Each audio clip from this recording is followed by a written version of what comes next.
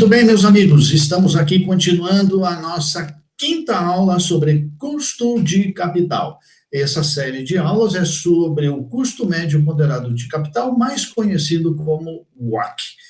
Nessa fase que nós estamos aqui, nós calculamos o custo do capital próprio, ou seja, o custo do patrimônio líquido. E agora vamos entrar no modelo CAPM. Mas antes de falar do CAPM, a gente precisa falar um pouquinho sobre o que é risco. Né? Só para lembrar, né, nós estamos calculando o WACC, que na verdade é o custo do capital próprio mais o custo do capital de terceiros, tudo isso ponderado, é uma soma ponderada. Né? Então, antes de falar sobre o modelo CAPM propriamente dito, né, vamos relembrar um pouquinho do que é risco. Né? Se você quiser saber o que é risco, você pode entrar aqui no canal, nós temos 4 vídeos que explicam bem direitinho o que significa isso, tá? De uma forma mais pausada e mais lenta para você entender melhor. Né? Variabilidade, volatilidade, desvio padrão, correlação, aquelas coisas que são ligadas a risco. Né? Então, eu queria só te afirmar que é o seguinte, risco, ele é volatilidade, né? Um ativo arriscado não significa que essa empresa vai fechar, que você vai perder o teu dinheiro, que vai quebrar. Isso também acontece, mas pense mais que o risco quer dizer o seguinte, que aquele ativo, ele não performou do jeito que você imaginava. Né? Ele pode ter performado para baixo ou para cima. Esse para baixo ou para cima é o que a gente chama de volatilidade. Né? Então, eu quero dizer o seguinte, se você pensava em ganhar 5 e ganhou 3, né, isso é volatilidade, isso é arriscado. Né? Também, no contrário, é verdade. Se você imaginava que você ia ganhar 5 e você ganhou 8,4, antes de você comemorar, pense que isto é risco. Volatilidade significa risco.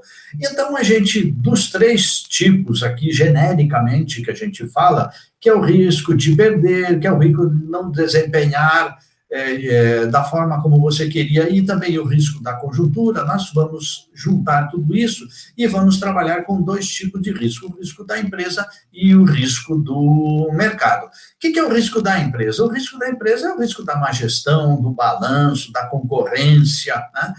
E o risco conjuntural, o que é? O risco conjuntural é alguma coisa que aconteceu com o mercado, pode ser um furacão, pode ser uma guerra, pode ser um Covid, né? Uma coisa dessa empresa. Então, o risco da empresa, né, você mede a volatilidade dele através do desvio padrão, né, porque ele é calculado em relação a si próprio. E o risco do mercado, você vai ter que medir esse risco em relação a um benchmarking. Então, aqui é a média da ação da própria empresa e aqui é a média do benchmarking, essa que vai ser a diferença entre os 2. Né? Só para você lembrar um pouquinho da matemática, né, da estatística, né, eu coloquei aqui a fórmula do desvio padrão, né, para você matar saudades, e a fórmula do beta. Né? Você veja que o desvio padrão calcula a volatilidade em relação ao próprio ativo, e o beta calcula a volatilidade em função de um benchmarking. Né? Então, guarda isso para você aqui. Risco é volatilidade. Qual das 2 ações é mais arriscada? A em azul ou a em vermelho pontilhada? Cara, a em vermelho pontilhada, olha só o tamanho dos picos que ela faz. Então, por conta desses picos, ela é mais volátil. Por conta desses picos, ela é mais arriscada. Né? Mas como é que você faria para medir isso tudo de forma numérica? Né? Ela precisa puxar pela estatística, vai ser necessário calcular a variância, vai ser necessário calcular a covariância, e vai ser daí, consequentemente, para calcular o beta. Mas eu tenho uma fórmula mágica para te ensinar, que você vai ver, que você vai passar por cima de tudo isso aqui, e você vai fazer essa conta aqui muito mais fácil, sem aplicar essas fórmulas todas, né?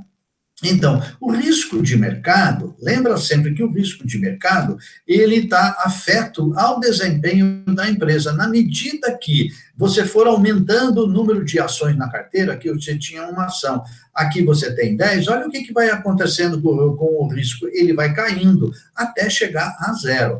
Já no risco de mercado, no risco sistemático, não tem essa bondade. Esse risco aqui você não consegue eliminar. Então, essa é a diferença entre o risco diversificável e o risco sistemático, né?